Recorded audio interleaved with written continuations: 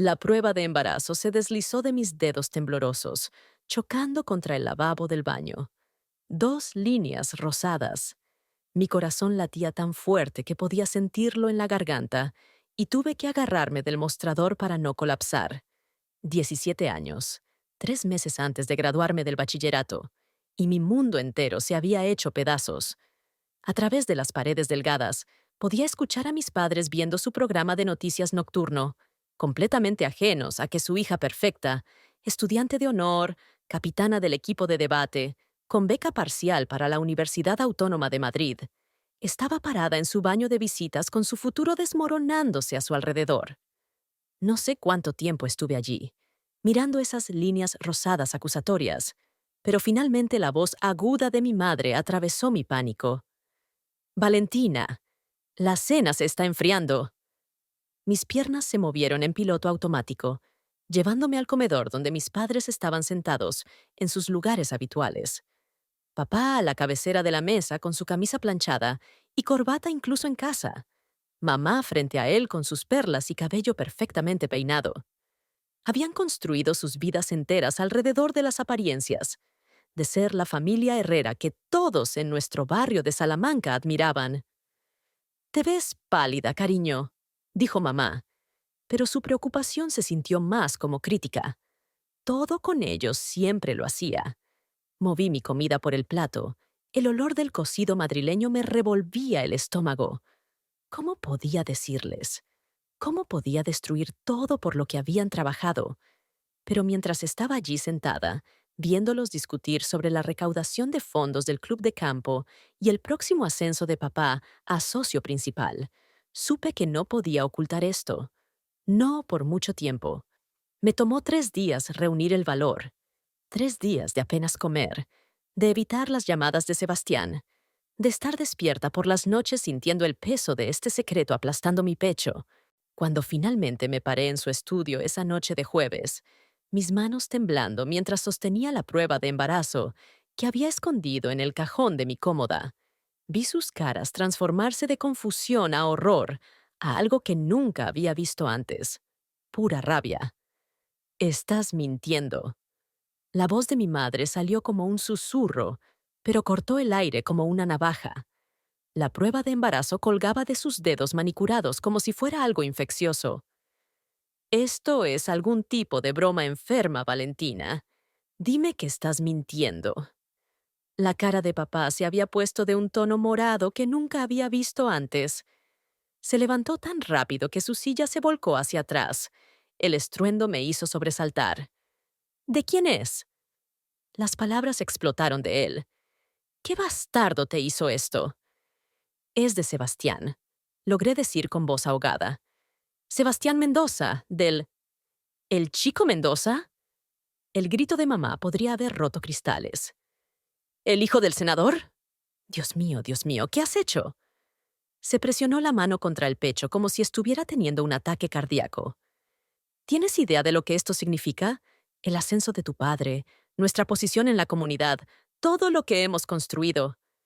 Lo siento, sollocé, pero papá ya estaba caminando de un lado a otro, sus manos apretadas en puños.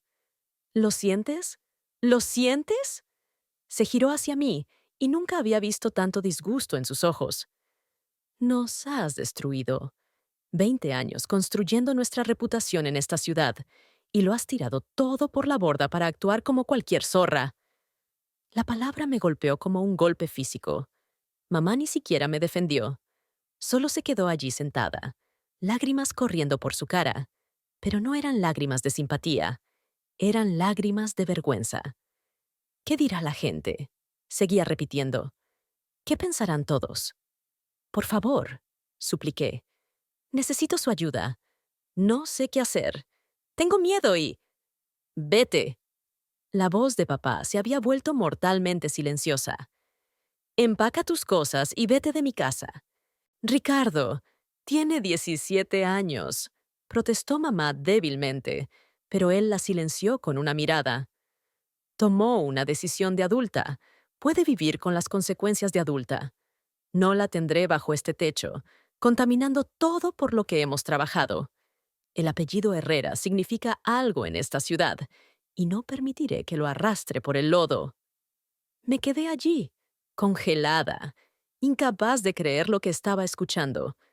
Estos eran mis padres, las personas que se suponía me amarían incondicionalmente. ¿A dónde se supone que vaya? Ya no es mi problema. Me dio la espalda.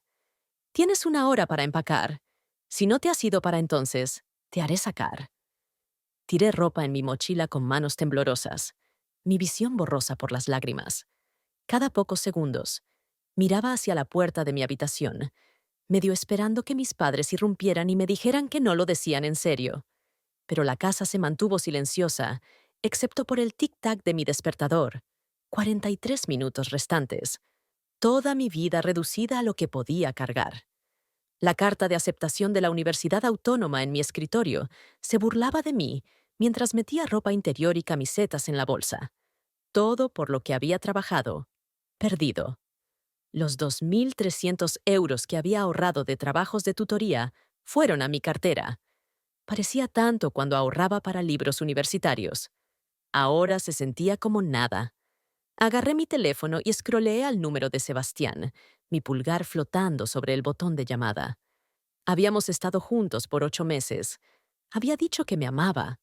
Había prometido que resolveríamos las cosas juntos cuando le dije por primera vez que se me había retrasado. Pero cuando finalmente le había enviado un mensaje sobre la prueba positiva hace 3 días, se había quedado en silencio. Parada en mi entrada con mi mochila y una bolsa de basura llena de ropa, vi mi casa de la infancia desaparecer en el espejo retrovisor del taxi. El conductor seguía mirándome en el espejo, probablemente preguntándose por qué una adolescente estaba llorando a mares a las 9 de la noche un jueves. Le di la dirección de Sebastián. La mansión Mendoza parecía algo salido de una revista.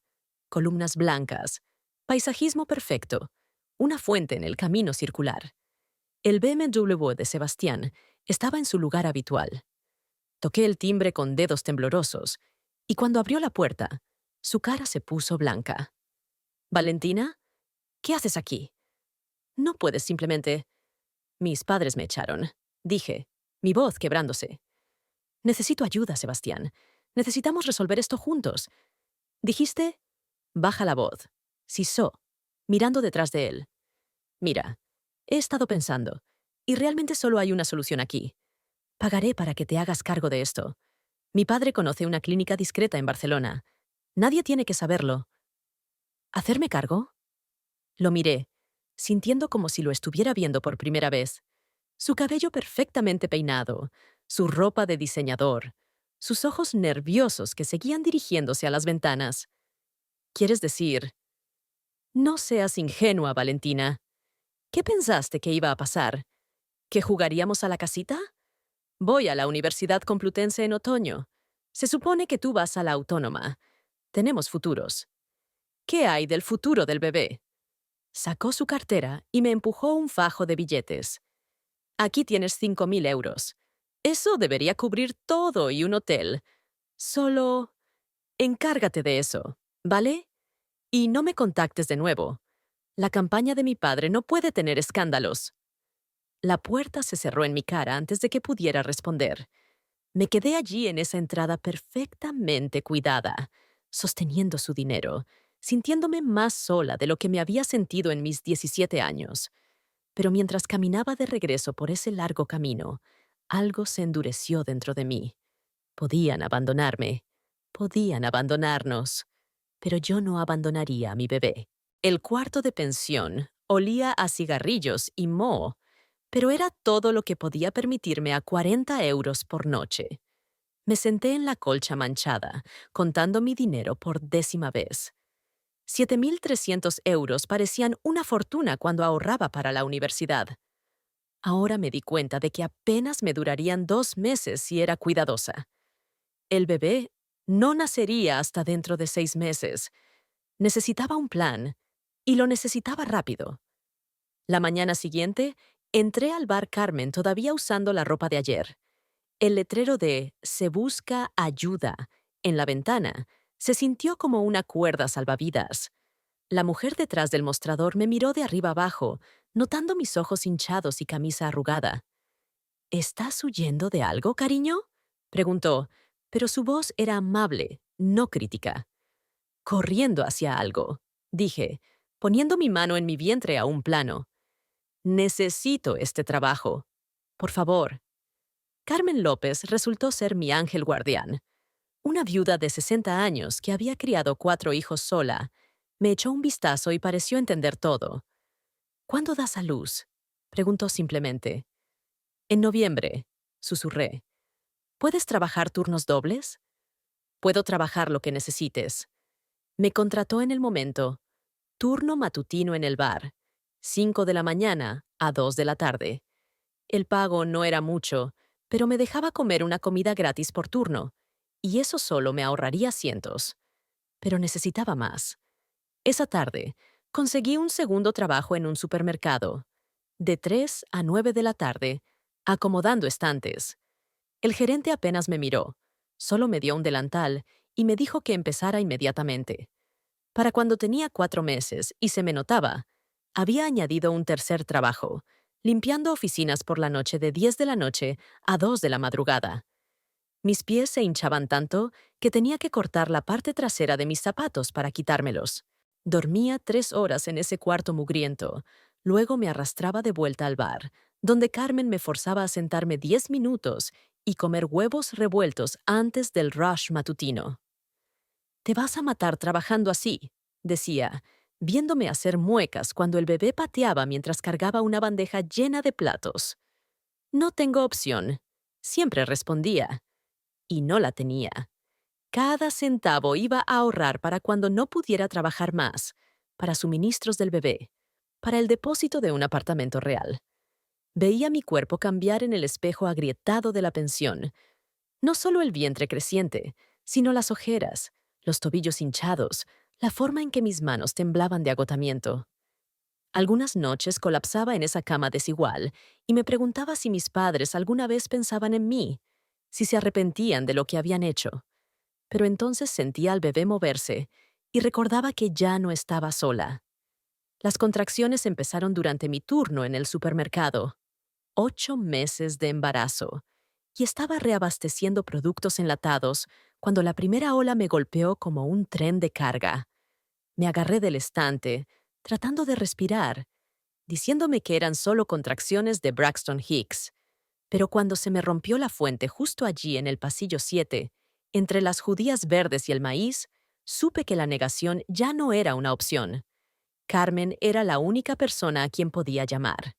Me encontró en el vestíbulo del hospital, sola y aterrorizada, todavía usando mi delantal del supermercado. «¿Dónde está su familia, hija?», había preguntado la enfermera, y Carmen se había adelantado, agarrando mi mano. «Yo soy su familia», había dicho firmemente, y en ese momento era verdad. 16 horas de parto. 16 horas de sentir como si mi cuerpo se estuviera desgarrando mientras Carmen sostenía mi mano y susurraba oraciones en español.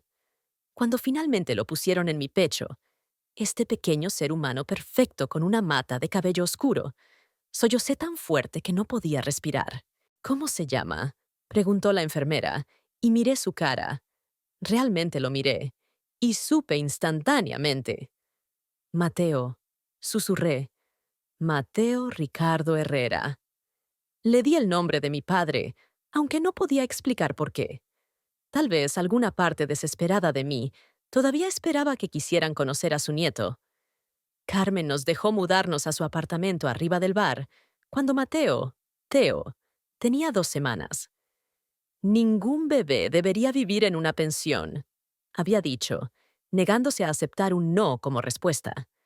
Lo cuidaba mientras yo trabajaba, y corría escaleras arriba entre órdenes para amamantarlo, mi camisa oliendo a café y grasa de tocino.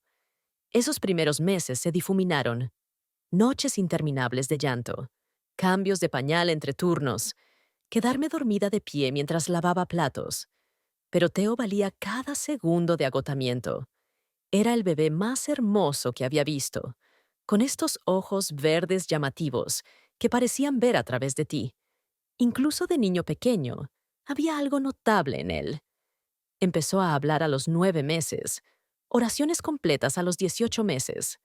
A los 3, estaba leyendo el menú del bar a los clientes, encantando a todos los que conocía. Carmen meneaba la cabeza asombrada. Ese niño es especial, Valentina. Tiene algo. Para cuando Teo cumplió 5 años, había ascendido a gerente asistente del bar y había dejado los otros 2 trabajos.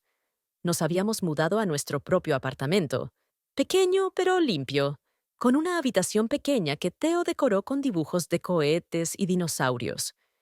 Incluso había empezado a tomar cursos universitarios en línea después de que se fuera a la cama, decidida a construirnos una vida mejor. No teníamos mucho, pero nos teníamos el uno al otro, y eso se sentía como todo. Por eso casi se me cae la cafetera cuando los vi a través de la ventana del bar esa mañana. Mis padres, parados en la acera, viéndose más viejos, más grises, pero todavía perfectamente arreglados. Mi madre se aferraba al brazo de mi padre y estaban mirando algo en el estacionamiento con expresiones de absoluto shock. Seguí su mirada al pequeño parque junto al bar donde Teo estaba jugando con su mejor amigo Diego. Mi hijo se estaba riendo, su cabeza echada hacia atrás, ojos verdes brillando bajo el sol matutino. Y entonces vi lo que ellos vieron. La forma en que inclinaba la cabeza, la forma de su sonrisa, incluso la forma en que gesticulaba con sus manos. Era la viva imagen de mi padre a esa edad. Había visto las fotos viejas en su estudio, las que habían atesorado, pero era más que solo el parecido lo que los tenía congelados en el lugar. Teo llevaba puesto su uniforme de la Liga Menor, el que tenía Herrera escrito en la espalda. Había insistido en llevarlo a todos lados desde que entró al equipo. Mientras se giraba para perseguir una pelota, dándoles una vista completa de su cara, la mano de mi madre voló a su boca. Incluso desde adentro, podía ver sus labios formando palabras. Dios mío, Ricardo, se ve exactamente como... Se quedaron allí por lo que se sintió como horas, pero probablemente fueron solo minutos, viendo a Teo jugar. Mis manos temblaron mientras dejaba la cafetera. 6 años. 6 años de cumpleaños que se habían perdido. Primeros pasos, primeras palabras, primeros días de escuela. 6 años de luchar y sobrevivir sin ellos. Y ahora estaban aquí, sin invitación, mirando a mi hijo como si hubieran visto un fantasma. La campana sobre la puerta sonó cuando entraron. El rush del desayuno había terminado, dejando solo unos pocos clientes regulares tomando café. Mis padres se veían absurdamente fuera de lugar en su ropa de diseñador entre los asientos de vinilo y el piso a cuadros. Me vieron inmediatamente, y mi madre dio un paso tentativo hacia adelante. Valentina, susurró, y su voz se quebró en mi nombre. ¿Mesa para 2?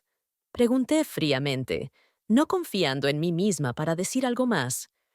Mi sonrisa profesional se sintió como armadura. Mi padre se aclaró la garganta. Necesitamos hablar contigo. Sobre el niño. Su nombre es Mateo.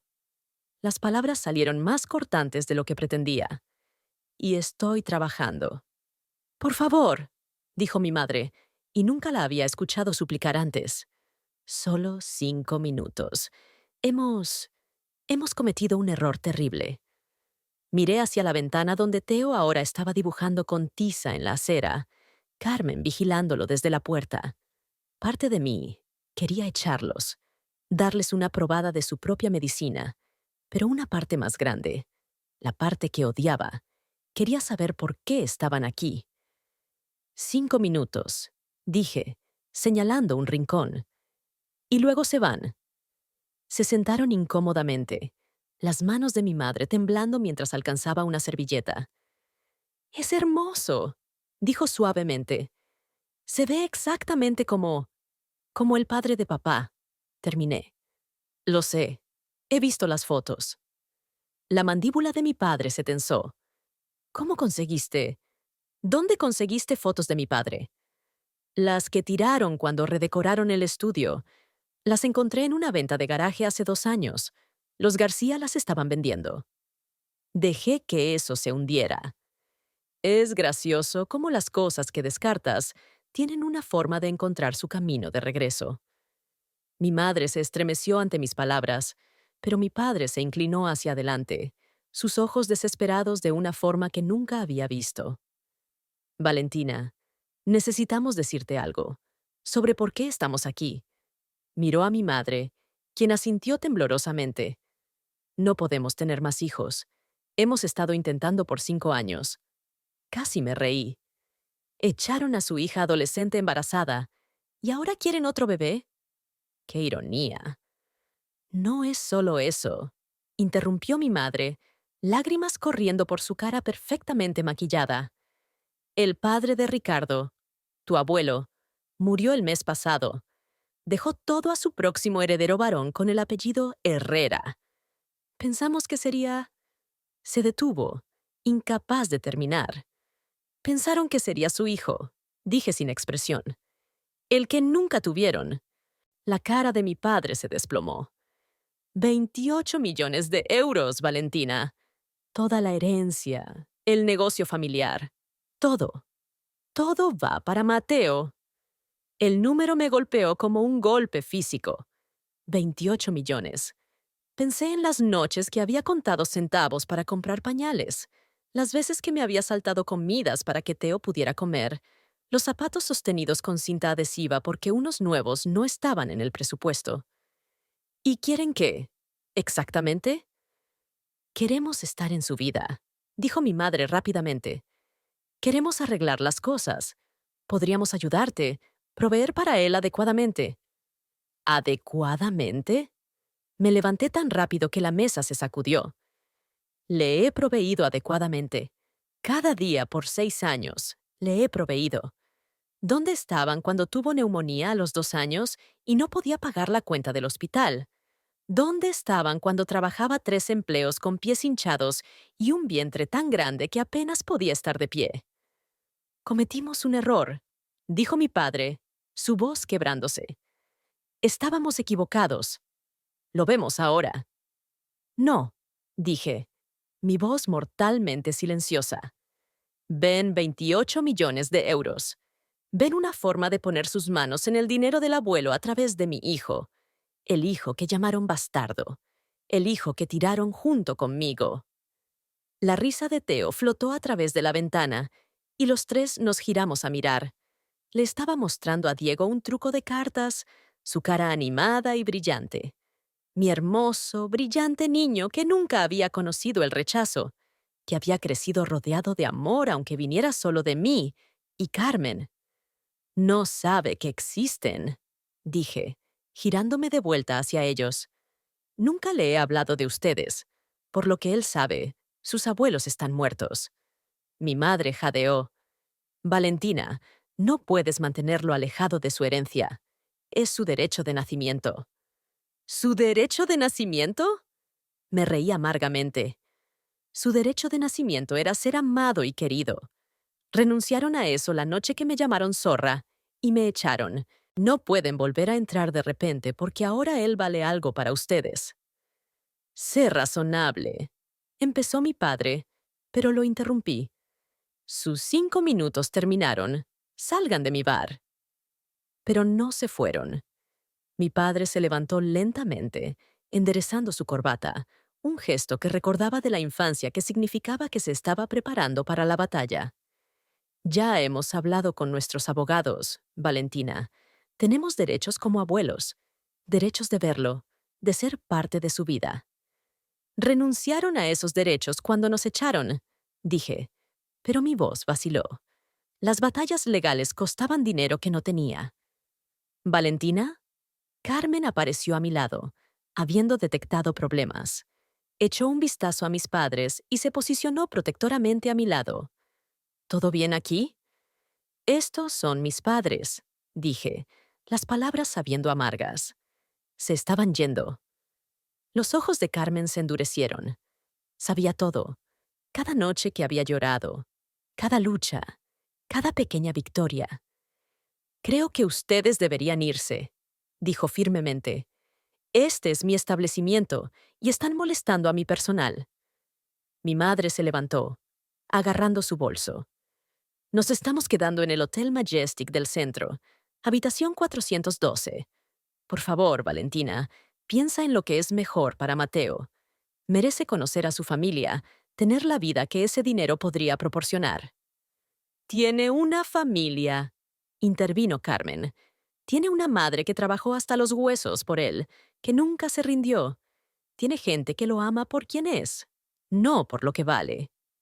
Justo entonces, la campana sonó y Teo irrumpió por la puerta, Diego siguiéndolo. «Mamá, mamá, mira lo que puedo hacer». Procedió a demostrar una voltereta, casi tirando una silla en el proceso. Entonces notó a los extraños y se detuvo, inclinando la cabeza de esa manera que era tan extrañamente familiar. «Hola», dijo educadamente, extendiendo su pequeña mano a mi padre. «Soy Teo. ¿Están aquí por las tortitas? Son las mejores de la ciudad». La mano de mi padre temblaba mientras estrechaba la de Teo. Vi el momento en que notó la marca de nacimiento en la muñeca de Teo, la misma marca distintiva que él y su padre tenían, prueba que no podía negarse. «Hola, Mateo», logró decir. Soy. Solo son clientes que se estaban yendo», dije rápidamente, jalando a Teo hacia mí. «¿Por qué no van Diego y tú a lavarse para el almuerzo?» Pero Teo estaba estudiando a mi padre con esos ojos verdes perceptivos. «Te ves triste», dijo simplemente. «Mi mamá dice que cuando la gente se ve triste, necesitan bondad». «¿Necesitas bondad?» Mi madre soltó un sollozo ahogado. La cara de mi padre se desplomó completamente. Aquí estaba su nieto, brillante, compasivo, todo lo que habían desechado, ofreciéndoles lo mismo que nos habían negado. «Gracias, jovencito», susurró mi padre. «Eso es muy considerado de tu parte». Mientras Teo se iba corriendo con Diego, enfrenté a mis padres una última vez. Ese es el niño que rechazaron, esa alma hermosa y bondadosa, es a quien llamaron un error. No se lo merecen. «La herencia», empezó mi padre. «Lo resolveré sin ustedes. Siempre lo he hecho». Les di la espalda. «No vengan aquí de nuevo». Esa noche, después de que Teo se durmiera, me senté en nuestra pequeña mesa de cocina con Carmen, mirando la tarjeta de presentación que mi padre había deslizado en el mostrador antes de irse. «Herrera y Asociados, abogados». La ironía no se me escapó. Había construido su carrera sobre el apellido familiar que me había acusado de arruinar. 28 millones de euros, mija, dijo Carmen suavemente. Eso podría cambiar todo para Teo. ¿Pero a qué costo? Tomé la tarjeta, dándole vuelta. En la parte trasera, mi madre había escrito: «Por favor, lo sentimos. Déjanos arreglarlo». Por 3 días luché con la decisión. Cada vez que veía a Teo contar su mesada en monedas o notaba que sus zapatos se estaban volviendo demasiado pequeños de nuevo, ese número me perseguía. 28 millones. Fondos universitarios, lecciones de música, viajes, oportunidades que nunca podría proporcionar. Pero entonces recordaba la cara de mi madre cuando se había quedado en silencio mientras mi padre me llamaba zorra. Recordaba estar parada en esa entrada con una bolsa de basura llena de ropa, 17, y aterrorizada. Al cuarto día, llegó un paquete. Adentro había un álbum de fotos. Cada foto mía que habían guardado, desde fotos de bebé hasta mi penúltimo año. Una carta se cayó, escrita con la letra temblorosa de mi madre. «Guardamos todo. Hemos mirado estas todos los días por 6 años. Tu padre llora. No puedo dormir. Estábamos equivocados. Teníamos miedo y éramos orgullosos y estábamos equivocados. No queremos el dinero. Queremos a nuestra hija de vuelta. Queremos conocer a nuestro nieto. Por favor». Todavía sostenía la carta cuando Teo llegó de la escuela. «¿Mamá?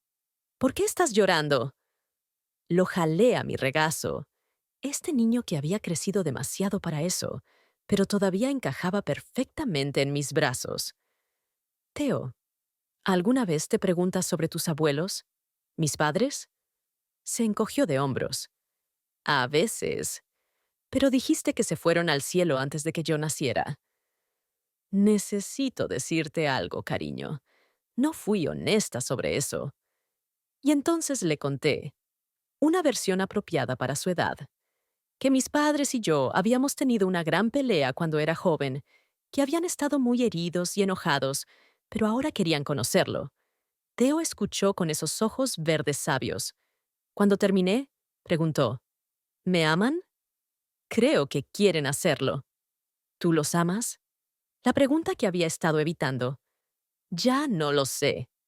Tal vez, dijo Teo lentamente. Podríamos intentar. Solo un poquito. Y si son malos, no tenemos que verlos de nuevo. Pero si son buenos, todos merecen una segunda oportunidad, ¿verdad? Eso me enseñaste. De la boca de los niños. Lo abracé más fuerte.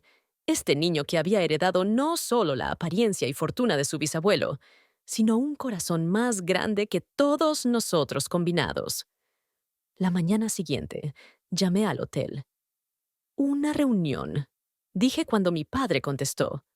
Una oportunidad. Si lo lastimas, si lo haces sentir menos que perfecto por un solo segundo, terminamos para siempre. Gracias, susurró, y lo escuché llorar. Gracias, Valentina. Nos encontramos en un parque, territorio neutral donde Teo podía correr si las cosas se ponían incómodas. Mis padres llegaron temprano. Los vi sentados en un banco, tomados de la mano como adolescentes nerviosos. Mi madre había cambiado sus perlas por un suéter simple. Mi padre llevaba vaqueros. Nunca lo había visto en vaqueros antes. Recuerda, le susurré a Teo, si te sientes raro o asustado, solo aprieta mi mano 3 veces. Pero mi valiente niño caminó directamente hacia ellos. Hola, soy Mateo Ricardo Herrera, pero todos me dicen Teo. Mamá dice que son mis abuelos. La mano de mi madre voló a su boca. Ricardo, suspiró. Le diste. Tu segundo nombre, sí. Me paré detrás de Teo. Protectora. Se sintió correcto. Lo que pasó después cambió todo. Mi padre, el hombre que nunca había mostrado emoción, que había construido muros de propiedad y orgullo, se puso de rodillas frente a mi hijo. Teo, cometimos un error terrible. No estuvimos allí cuando naciste, cuando diste tus primeros pasos, cuando dijiste tus primeras palabras. Nos perdimos todo porque fuimos estúpidos y teníamos miedo. ¿Puedes perdonarnos? Teo me miró, luego de vuelta a ellos. ¿Le dijeron perdón a mi mamá? Ella es a quien lastimaron. Mis padres se giraron hacia mí, y por primera vez en 6 años los vi. No las personas obsesionadas con la imagen que me habían echado, sino 2 humanos rotos que habían perdido todo lo que importaba por cosas que no importaban. Valentina, dijo mi madre, lágrimas corriendo. Lo sentimos tanto. Te fallamos cuando más nos necesitabas. Elegimos la reputación sobre nuestra propia hija. No hay excusa. Solo rezamos para que nos dejes intentar ganar tu perdón. Los muros que había construido comenzaron a agrietarse. Los necesitaba, susurré. Tenía 17 años y estaba aterrorizada y necesitaba a mis padres. Lo sabemos, dijo mi padre. Lo sabemos, y lo lamentaremos por el resto de nuestras vidas. Teo apretó mi mano. 1 vez, 2 veces. No la señal para irnos, solo consuelo. Mamá siempre dice que las familias deberían amarse. Tal vez podríamos intentar ser una familia. Y así lo hicimos. Lentamente, cuidadosamente, con terapia y lágrimas y más conversaciones de las que podía contar. Establecieron un fideicomiso para la herencia de Teo, pero nunca se la mencionaron a él. Vinieron a sus juegos de béisbol, sus obras escolares, sus fiestas de cumpleaños, no como los Herrera de la Sociedad de Salamanca, sino como abuela y abuelo, que habían aprendido que el amor importaba más que la imagen. El día que Teo se graduó de bachillerato como orador de la promoción, vi a mi padre llorar abiertamente mientras su nieto daba un discurso sobre segundas oportunidades y el poder del perdón. Mi madre sostuvo mi mano durante toda la ceremonia. Nunca seríamos lo que podríamos haber sido si hubieran elegido diferente esa noche cuando tenía 17. pero nos habíamos convertido en algo más. Una familia que se eligió mutuamente, cicatrices y todo. Carmen, quien me había llevado al altar cuando me casé con un hombre maravilloso que amaba a Teo como propio, siempre decía que los milagros vienen en paquetes inesperados. A veces, vienen como embarazos adolescentes que te fuerzan a volverte más fuerte de lo que sabías que era posible. A veces, vienen como abuelos lo suficientemente valientes para admitir que estaban equivocados. Y a veces, vienen como niños pequeños con ojos verdes que enseñan a todos a su alrededor que el amor siempre vale la pena, el riesgo. Ahora dime, ¿qué harías si estuvieras en mi lugar? No olvides suscribirte a este canal y comentar desde dónde estás viendo.